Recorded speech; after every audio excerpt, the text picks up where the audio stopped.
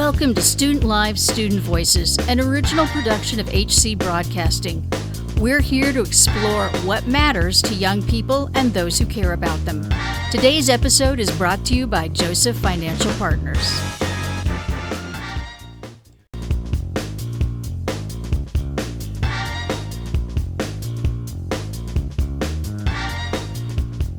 Welcome to the second season of Student Live, Student Voices. We're elated to return with a fresh format and new correspondents. Our revamped show now features 3 distinct segments. First up is Brain Batch, where we dive into intriguing news and exciting research curated by our student correspondents. Next, we continue our commitment to critical discussions with local, state, and national experts on topics like bullying, brain development, and mental health. These interviews will span multiple episodes. This lets us incorporate your questions and comments into future segments. In our final segments, we showcase student-to-student interviews, explore fun community activities, and highlight student perspectives. Now it's time to introduce our new team members. Bo, our high school correspondent, brings you interviews on unique career paths, questions from a first-time voter, and organizational tips. Bella, a college psychology student, focuses on mental health insights and contributes to Brain Batch. She's also going to help us produce this series. Kate is a recent college grad and is a new KNAF staff member. She handles outreach and covers agricultural topics and helps us out with reading as well. Steve and I, Trish, will continue our expert interviews, starting with Jennifer Frazier, author of The Bullied Brain, Heal Your Scars and Restore Your Health. We hope you enjoy the new format and fresh energy from our youthful voices at HC Broadcasting. Stay tuned for an engaging season ahead. Now on to Brain Batch. Let's explore the connection between stuffed animals and student mental health. It may seem simple, but stuffed animals can significantly enhance emotional well-being. Here are some key benefits they provide.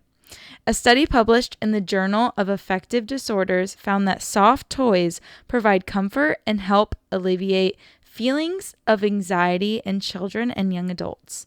The tactile sensation of hugging a stuffed animal can create a calming effect, making it easier for students to manage stress during overwhelming situations, such as in exams or social interactions. A key benefit of stuffed animals is the emotional support they provide. A study in the psychology of popular media culture found that individuals, including students, often attribute human-like qualities to their stuffed animals, fostering companionship and reducing feelings of isolation. Additionally, research in child development shows that transitional objects like stuffed animals can help children feel safer and more secure in unfamiliar or challenging situations. Another advantage is the benefits of sleep quality. Research in the journal Sleep Health suggests that stuffed animals can be a valuable tool for improving sleep hygiene in young individuals. For students, having a comforting object can lead to improved rest and recovery, which is essential for mental clarity and focus, as well as managing academic demands effectively. Lastly, stuffed animals can serve as effective coping mechanisms. A study in the Journal of Child Psychology and Psychiatry found that children using stuffed animals develop healthier emotional coping strategies. Hugging or talking to these toys helps students process feelings and build resilience in challenging situations. Stuffed animals may seem like just toys, but their impact on mental health is profound and can play a significant role in supporting students' mental well-being. Pets can have a profound impact on mental health, especially for teens and students. Did you know that having a furry friend can make a significant difference in how we feel and function? That's right. Pets offer incredible emotional support. According to the American Psychological Association, spending time with pets can reduce feelings of loneliness and anxiety. They help us feel more connected and less stressed, which is crucial for mental well-being. Other research published in the Journal of Applied Animal Welfare Science shows that playing with or petting a dog or cat can lower cortisol levels. That's better known as the stress hormone. And in exchange, it also increases oxytocin, which is the hormone that makes us feel happy. It's truly fascinating how our pets can influence our hormones. But not only that, the American Humane Association points out that caring for a pet helps develop essential life skills like responsibility and empathy. These skills can help enhance social interactions and relationships, making us better equipped to connect with others. A further crucial advantage of having pets is their impact on our physical health. Pets encourage us to engage in activities like walking, playing, and running. Research in the Journal of Physical Activity and Health shows that dog owners are significantly more likely to meet their daily exercise targets. This increased physical activity contributes to reduced risk for obesity, heart disease, and diabetes. And of course, let's not forget the academic benefits. Research from the University of California, Davis found that students with pets often experience lower stress levels, better focus, and improved academic performance. In summary, having a pet brings more than just companionship. It offers significant mental and physical health benefits, making life a little better and healthier. Tell us how your pet has improved your life at knafnews@gmail.com, and we may include your story in the next Student Live Student Voices. Going back to school can be extra stressful for students with ADHD, attention deficit hyperactive disorder.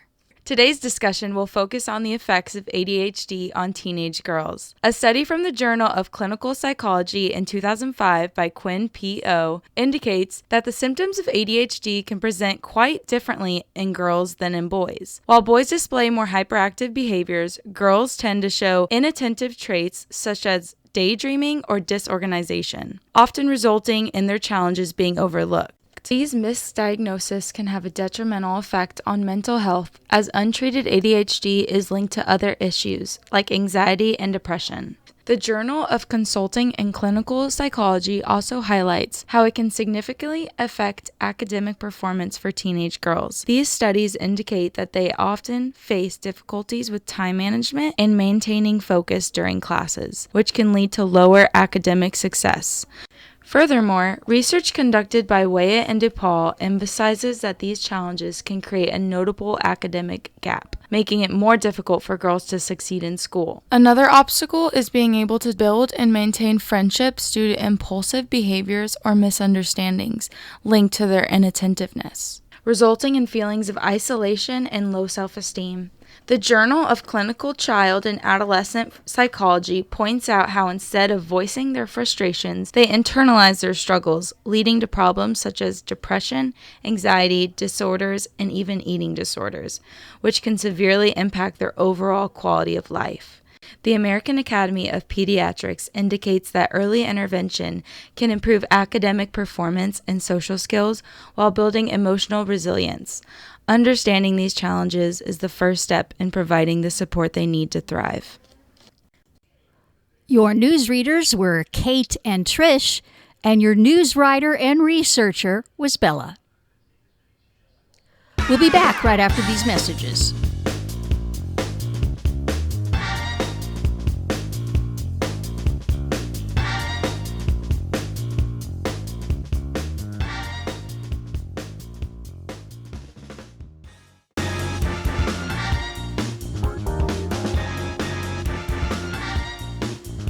Hi, this is Trish, your moderator.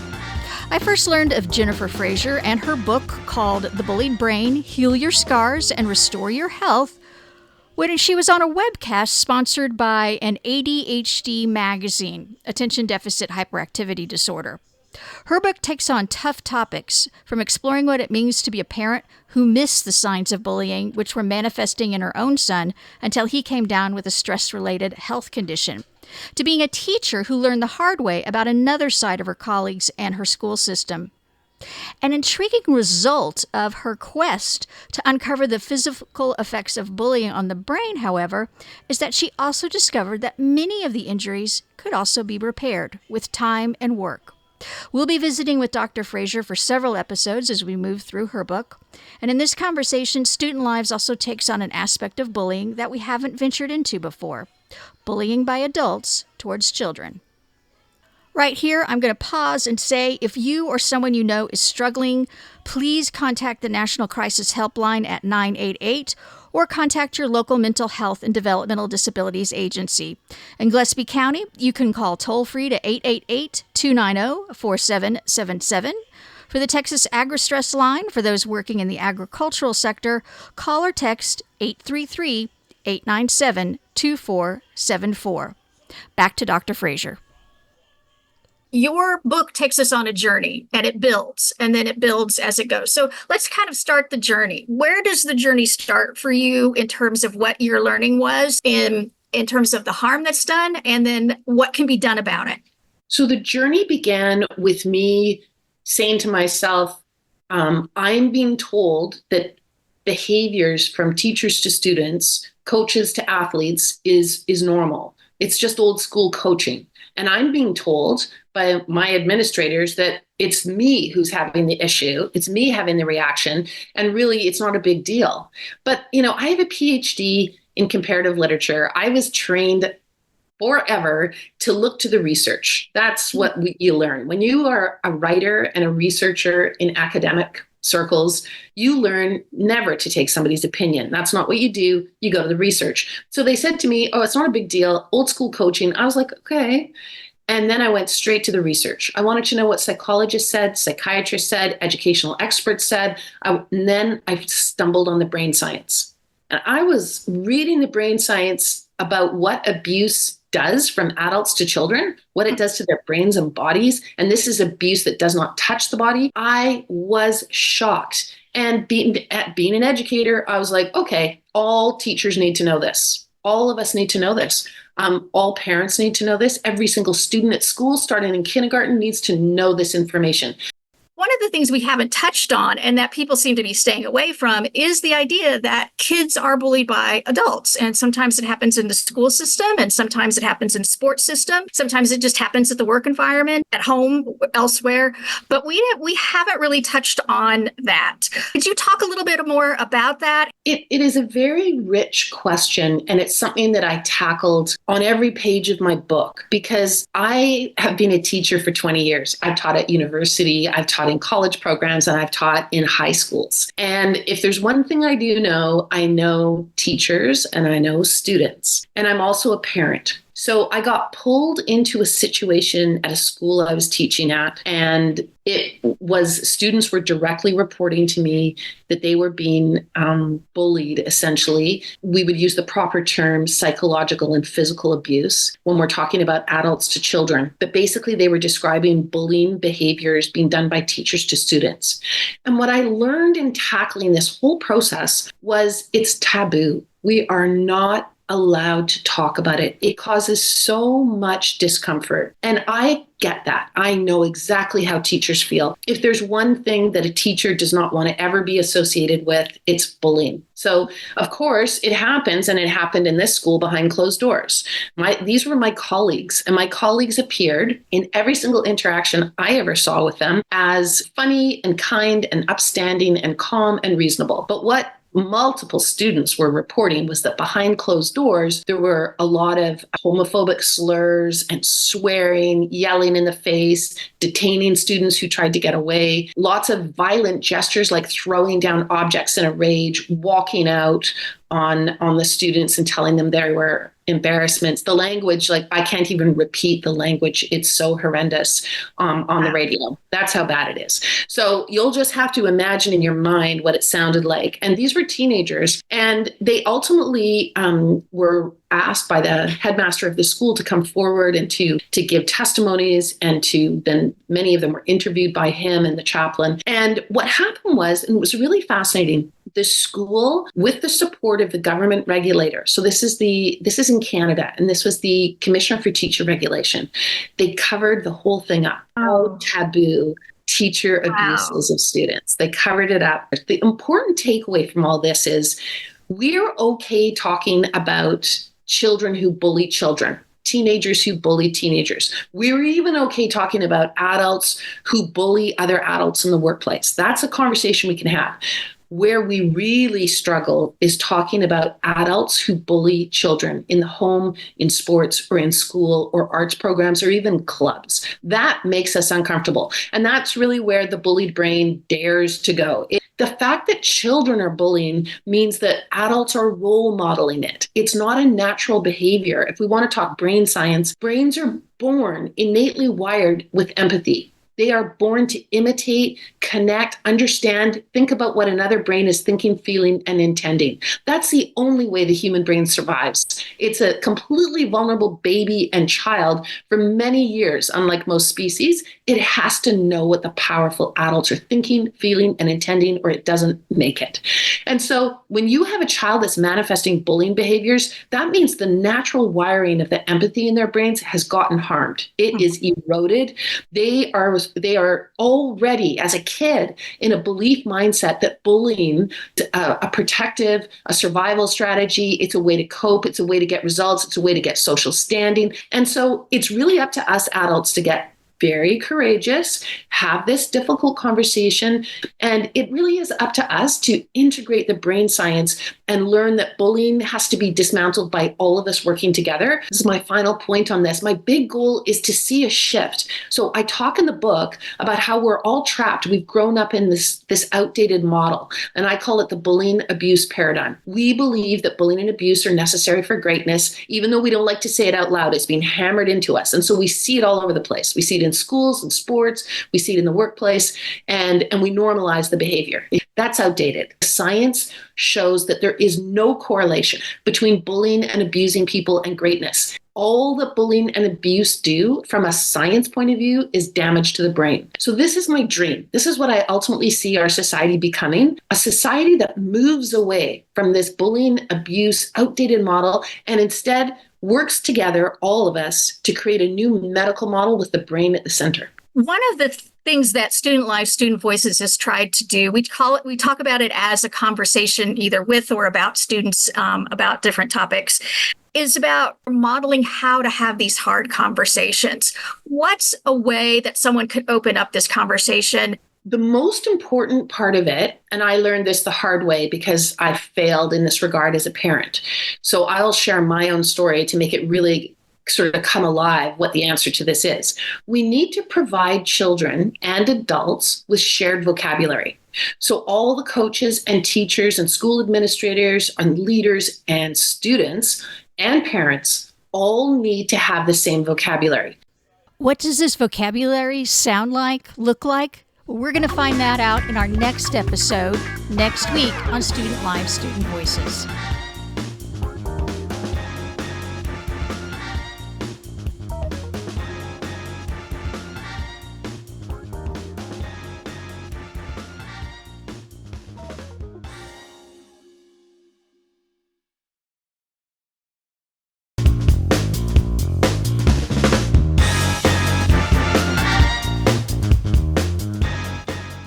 Hey, this is Bo, your favorite Student Life, Student Voices correspondent. Did you know there are 8,213 public high schools in Texas, but only 36 of them have Junior Reserve Officers Training Corps programs, which is short for ROTC? That's just 8%. Out of all cadets, 32% earn graduate degrees with the financial support of the program. 20 to 25% of all ROTC participants go on to join the military. However, 83% of newly commissioned U.S. Marine Corps officers come through NJROTC, which is the exact same program Fredericksburg supports with the instructor Major Devin Mullins. APU.edu names a list of benefits of ROTC, such as leadership development, team building opportunities, financial assistance, and a better opportunity for those interested in joining the armed forces. Today I'm interviewing Sam Bonnell, a previous NJROTC cadet and soon-to-be naval engineer, about his previous experience and what he's ready for after shipping out. He's also my brother, so keep that in mind. Sam, say hello. What's up? How's it going? We are going to be talking about his experience with ROTC and joining the military. Alright, so why did you first consider the military? So I hate school. Could not go through it again. And so what I ended up doing is I was like 19 years old this time. I was thinking like, hey, I can do this and I don't have to go through more schooling. But I do have to go through more schooling. But it's okay because I get paid now.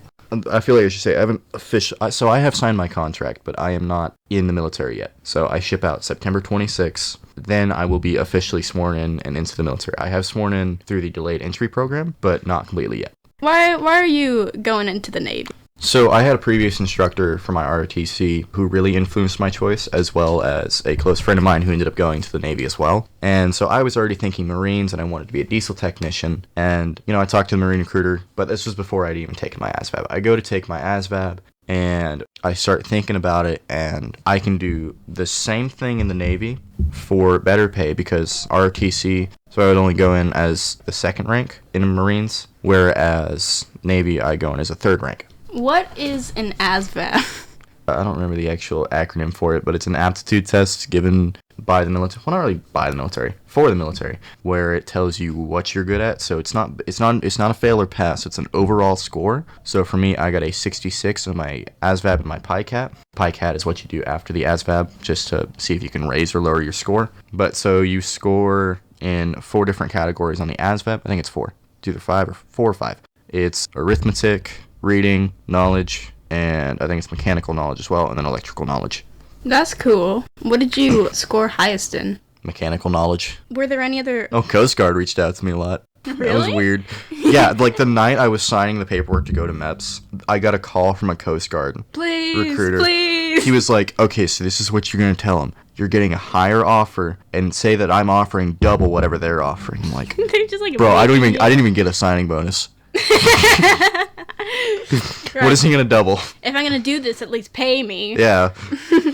What are you going to be doing for the Navy? So I'll be a GSM, which is a gas turbine service technician. I don't know where any of the T's come in there, but yeah, they're there. So GSM. So I'll be working on, I won't be on carriers, hopefully not. But so basically I'll be working on a shop in base, or I'll be out at sea actively working on the ship while it's out. How was your ROTC experience? How was that while you were in it? What were the good parts, bad parts? First couple years were good. I remember we had this one captain that was like the best senior instructor ever. And then we had our next commander. She was really good. She was the best. My junior year, things were rocky, but they were working. We had a new instructor. It was his first time doing... Yeah, no, it was... I needed the experience because I learned how to deal with people. It got me, a lot nicer than I was. It was good. It was just, there were some rocky parts. As with all things, everything's got high and lows. Overall, good. Do you think it's important for there to be ROTC programs in schools across not only, like, Texas, but also, like, America? I mean, yeah, they're all over the U.S., and I think there's even some in, like, territories as well. But I think it's definitely worth it. That's cool. It teaches the kids how to be good people. If they have the right instructor. It really gets you in a good environment. That's the main thing, is if you're in the right one, you'll get the good environment, and you get benefits from military if you end up joining too. Do you have any tips for people that want to join ROTC or the military? Not really. I mean, if you really want to tough it out, go through ROTC, get through it, get that out of the way. Just, you have it there, because you do ROTC, you get increase in pay and all that. And it's just it's a good experience. You learn how to deal with, like, certain types of people. It's just people from all walks of life and military as well. And are you excited to be I want to joining? get out of here already, dude. I know. Well, what are you looking forward to the most besides, like, being able to leave? Fast cars, fast money. No, don't. I'm looking forward to just getting out of Texas, seeing the world, getting out everywhere, being able to see, like, other places that I haven't been before. I'm excited to actually, like, go to Illinois where my basic is, because I've never been that far north. That's cool. Do you know anything about where you are getting shipped out? I have not looked in my thing yet. I have a little packet that they gave me. And how long ago was this? July 8th. Well, it was nice having you on, Sam. You gonna miss Fredericksburg at all? A little bit. I mean, I'm gonna miss the people I have here. I got a lot of good friends here. I'm gonna miss them. Like me? I'm gonna miss most of them. Any words to sign off with? Do your taxes. Thank you, Sam. It was a pleasure having you on. Thanks for listening to this episode of Student Live Student Voices. This is episode 1 of season 2. It'll only get better from here. Be sure to go onto our YouTube channel to check out the recording. It should be up within about 24 hours. Don't forget to subscribe and like to HC Broadcasting at the Voice of the Hill Country.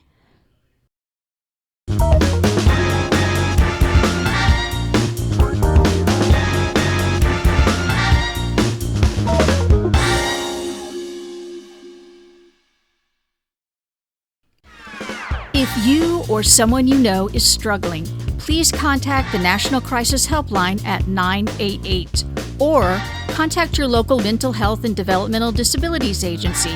In Gillespie County, you can call toll-free to 888-290-4777. For the Texas Agri-Stress line for those working in the agricultural sector, call or text 833-897-2474.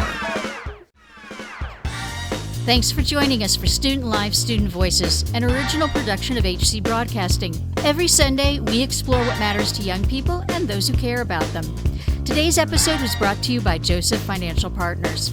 You can also catch past episodes on our YouTube channel, HC Broadcasting at the Voice of the Hill Country. Don't forget to subscribe and like.